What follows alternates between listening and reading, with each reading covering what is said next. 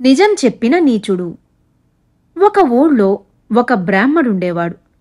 ఆయనకు వేదశాస్త్రాలు రావు కాని పూజలు పునస్కారాలు చేయించడానికి పనికి వచ్చే మంత్రాలు మాత్రం వచ్చు. అయినా ఆ బ్రాహ్మడు చాలా నీచుడు కావడం చేత ఎవ్వరూ అతన్ని పూజలకు కూడా పిలిచేవారు కారు. చివరకాయనకు పొట్టగడిచే దారిలేక ఊళ్లమీద బయలుదేరాడు. ఒక ఊరి చివర ఆ బ్రాహ్మడికొక శివాలయం కనిపించింది. ఆ ఆలయంలో పూజా పునస్కారాలు జరగడం లేదు. బ్రాహ్మడు ఆ ఆలయం ఆక్రమించుకుని దానికి అర్చకుడైనాడు. తరువాత ఆయన ఊళ్ళో పెద్దవారందరి దగ్గరకు వెళ్లి తనకు ఈశ్వరుడు కలలో ప్రత్యక్షమైనాడని, అర్చన జరపమని కోరాడని, అందుకే తాను ఆరామడ నుంచి వచ్చానని ఎన్నో అబద్ధాలు చెప్పాడు. వారందరూ నమ్మారు. శివాలయంలో పూజా పునస్కారాలు జరుగుతున్నాయని తెలిసిన ఊళ్ళో వాళ్లు కొందరు ఆలయానికి వచ్చి ఈశ్వరుడికి నైవేద్యాలు సమర్పించసాగారు. కాని అర్చకుడు అనుకున్నంతగా డబ్బు దొరకలేదు. ఈశ్వరుడి మహత్తు ప్రదర్శించడానికి అర్చకుడు చాలా కుయుక్తులు పన్నాడు. కాని ఎంత శ్రమపడినా అర్చకుడికి తిండి ఖర్చు, పై ఖర్చు గడిచి దమ్మిడి మిగలలేదు. ఆఖరకు ప్రాణం విసిగి అర్చకుడు ఒకరోజు రాత్రి శివలింగాన్ని ఒక్క తన్ను తన్ని ఆ రోజు తన వంతు వచ్చిన ప్రసాదంలో తాను తినగా మిగిలినది మూట కట్టుకుని గుడిని వదిలేసి మళ్లీ ఊళ్ల మీద బయలుదేరాడు. తెల్లవారే సమయానికి అర్చకుడికి ఒక వృద్ధుడు తటస్థపడ్డాడు. ఇద్దరికీ గమ్యస్థానం లేదు. అందుచేత ముసలివాడు, బాబూ, నన్ను కూడా కలుపుకో, పెద్దవాణ్ణి, దిక్కులేనివాణ్ణి, ఒంటరిగా ప్రయాణం చెయ్యలేను అని బ్రతిమాలాడు. అర్చకుడు సరేనని ఒప్పుకున్నాడు. మధ్యాహ్నమయ్యింది. ఇద్దరు ప్రయాణికులు ఒక నీడపట్టున భోజనానికి కూర్చున్నారు. నా దగ్గర కాసిని అటుకులున్నాయి, అవి తిన్నాక ఇంకా కడుపు నిండకపోతే నీ దగ్గర ఉన్నది తిందాం అన్నాడు ముసలివాడు. దీనికి అర్చకుడు అభ్యంతరం చెప్పలేదు. కాని తీరా తినడం మొదలు పెడితే ముసలివాడి అటుకులే ఇద్దరూ కలిసి తినలేకపోయారు. ముసలివాడు భుక్తాయాసంతో చెట్టు నీడను నడుమువాల్చి నిద్రకు పడ్డాడు. అదే సమయమనుకుని అర్చకుడు ముసలివాడి పైబట్ట కొంగున మూటలో మిగిలి ఉన్న అటుకులు తీసుకుని తినేశాడు. ముసలివాడు కొంతసేపటికి లేచి అటుకుల కోసం వెతుక్కుని అవి కనబడకపోయేసరికి, నా అటుకులేమయ్యాయి? నువ్వేమైనా తీసుకుతిన్నావా ఏమిటి అని అర్చకుణ్ణి అడిగాడు. లేదే, నేను వాటిని చూడనేనా లేదు అన్నాడు అర్చకుడు. అలాగా, అయితే పోనీలే అన్నాడు ముసలివాడు.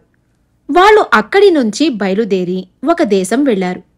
ఆ దేశపు రాజకుమార్తె చావు బతుకుల్లో ఉన్నది. ఆమె వ్యాధి నయం చేసిన వారికి రాజు అంతులేని ధనమిస్తానని ప్రకటించాడు. ఈ సంగతి తెలిసి ముసలివాడు అర్చకుడితో, ఈ రాజకుమార్తె వ్యాధి మనం సులువుగా నయం చేయవచ్చును, పాపం ఆమె ప్రాణం కాపాడదాం అన్నాడు. మనకు రాజు బోలెడంత బంగారం ఇస్తాడు అన్నాడు అర్చకుడు ఆశగా. ఇద్దరూ కలిసి రాజభవనానికి వెళ్లారు. రాజకుమార్తె కొన ప్రాణంతో ఉన్నది. మహారాజా, మీకిక మరొక ఆశ లేని పక్షంలో మీ కుమార్తెను మాకు అప్పగించండి. మేమామెకు చికిత్స చేస్తాం. చికిత్స వివరాలు మీరు చూడడానికి వీల్లేదు అన్నాడు ముసలివాడు రాజుతో. తన కుమార్తె బతికే ఆశలేక రాజు ఆమెను ముసలివాడికి అప్పగించడానికి ఒప్పుకున్నాడు. చికిత్సకు వేరే ఇల్లు ప్రత్యేకించారు. ముసలివాడు అందులో పెద్ద గుండంలో హోమం తయారు చేయించాడు. పెద్ద గంగాళంతో పాలు తెప్పించాడు. తరువాత అర్చకుణ్ణి తప్ప మిగిలిన అందర్నీ పంపేసి తలుపులు గడియలు పెట్టాడు. ముసలివాడు ఏం చికిత్స చేస్తాడోనని అర్చకుడు శ్రద్ధగా పరికిస్తున్నాడు. ముసలివాడు రాజకుమార్తెను ఎత్తి హోమగుండంలో పడేశాడు. కొద్దిసేపట్లో ఆమె భస్మమైపోయింది. భేష్, ఇప్పుడామెను బతికిస్తాం అంటూ ముసలివాడు రాజకుమార్తె అస్థికలు బయటకు తీసి వాటిని పాల గంగాళంలో వేశాడు. వెంటనే రాజకుమార్తె పూర్ణాయురారోగ్యాలతో నవనవలాడుతూ గంగాళంలో లేచి నిలబడింది.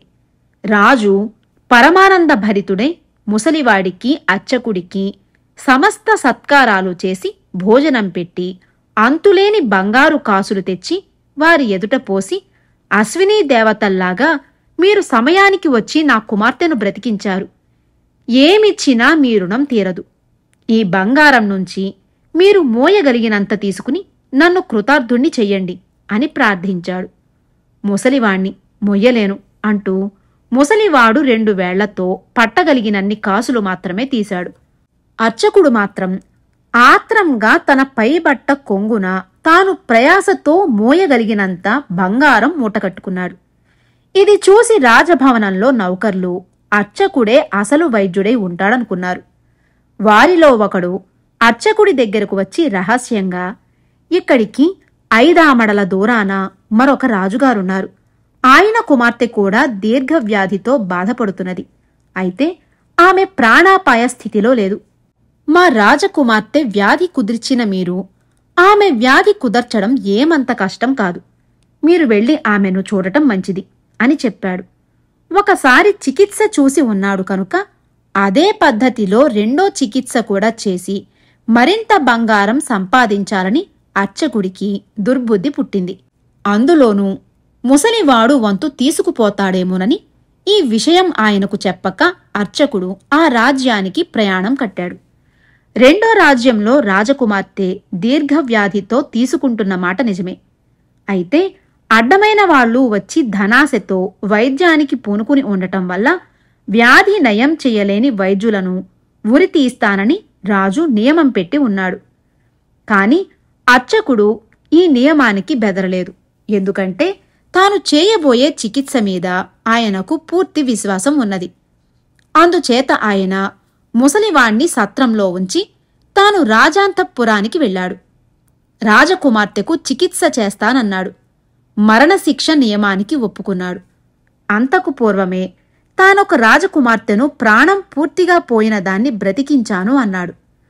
తనకు రాజుగారు బహుమతి ఇచ్చిన బంగారం చూపి ఈ రాజుగారిని నమ్మించాడు. వేరే ఒక ఇల్లు తీసుకుని హోమగుండం తయారు చేయించాడు. గంగాళంతో పాలు సిద్ధంగా ఉంచాడు. నిండు ప్రాణంతో ఉన్న రాజకుమార్తెను హోమగుండంలో వేసి బూడిద చేశాడు. ఆమె అస్థికలు ఎత్తి పాలల్లో వేశాడు. అస్థికలు పాల మీద తేలాయి. ఇంకేమీ జరగలేదు. రాజకుమార్తె ప్రాణంతో లేచిరాలేదు. అర్చకుడికి కాళ్ళు చేతులు ఆడలేదు. హోమం నుంచి మరికొన్ని అస్థికలు తీసి పాలల్లో వేశాడు. అవి కూడా పాల మీద తేలాయి. అర్చకుడికి ముచ్చెమటలు పట్టుకున్నాయి. చికిత్సలో జరిగిన లోపమేమిటో ఆయనకు తెలియలేదు. ముసలివాడు చేసిన చికిత్సే తానూ చేశాడు. ఫలితం మటుకు లేదు. రాజభటులు వచ్చి అర్చకుణ్ణి పట్టుకున్నారు. రాజుగారి ఆగ్రహానికి అంతులేదు.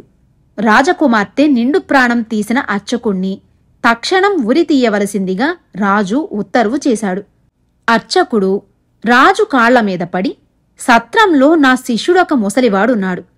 నన్ను ఒక ఘడియపాటు వదిలిపెట్టండి. ఆయనతో మాట్లాడి వస్తాను. మీ కుమార్తె బతుకుతుందని నాకింకా ఆశ ఉన్నది అన్నాడు. నిన్నొక క్షణం కూడా వదిలేది లేదు. వదిలితే పారిపోదామని చూస్తున్నావా? ఈ దుర్మార్గుణ్ణి వెంటనే వధ్యస్థానానికి తీసుకుపోండి అన్నాడు రాజు తన భటులతో. అర్చకుడు ఉరికంబం చేరేసరికి ముసలివాడు అక్కడ హాజరయ్యాడు. చచ్చిపోబోతున్నావు, ఇప్పుడన్నా చెప్పు. నా అటుకులెవరు కాజేశారు అని అడిగాడు ముసలివాడు. నేనెరగను అన్నాడు అర్చకుడు. అతన్ని భటులు ఒక మెట్టు ఎక్కించారు. నా అటుకులెవరు కాజేశారో ఇప్పుడన్నా చెప్పు అన్నాడు ముసలివాడు. ప్రమాణపూర్తిగా నేనెరగను అన్నాడు అర్చకుడు. భటులు మరొక మెట్టు ఎక్కించాక ముసలివాడు 3వసారి అదే ప్రశ్న వేశాడు. అర్చకుడు అదే సమాధానం చెప్పాడు. రాజభటులు అర్చకుణ్ణి 3వ మెట్టు ఎక్కించి ఉరితాడు అతడి మెడకు వేశారు. ఇంతలో రాజు కూడా అక్కడికి సపరివారంగా వచ్చాడు.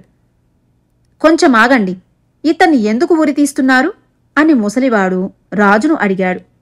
ఈ ద్రోహి నా కుమార్తె వ్యాధి నయం చెయ్యలేకపోగా ఆమె ప్రాణాలు తన పొట్టన పెట్టుకున్నాడు అన్నాడు రాజు. ఆమెను నేను బతికిస్తాను. ఉరి నిలుపు చెయ్యండి అన్నాడు ముసలివాడు.